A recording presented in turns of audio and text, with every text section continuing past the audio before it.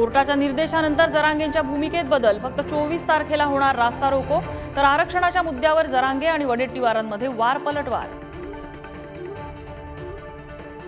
महाविकास आघाडीच्या लोकसभा उमेदवारीवरून कोल्हापूरच्या शाहू छत्रपतींचं मोठं विधान, मला उमेदवारी मिळाल्यास अनेकांना आनंदच होईल। प्रकाश आंबेडकरांची शाहूंच्या उमेदवारीबाबत सकारात्मक भूमिका।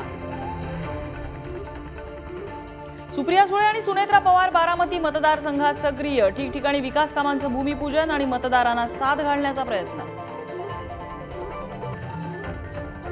शरद पवारांच्या राष्ट्रवादीला निवडणूक आयोगानं बहाल केलं नवं चिन्ह, तुतारी वाजवणारा माणूस हे पवारांच्या राष्ट्रवादीचं नवं चिन्ह, तर चिन्हाचा प्रसार करण्याचं पक्षासमोर आव्हान।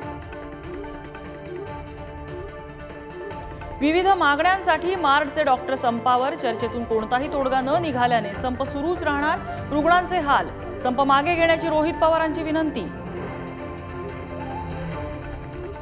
अमित ठाकरे पुण्यामध्ये सक्रिय, अमित ठाकरे पुण्यातून लोकसभा लढण्याचे निकटवर्तीय कार्यकर्त्यांचे संकेत, तर राज ठाकरे अंतिम निर्णय घेणार असल्याची माहिती।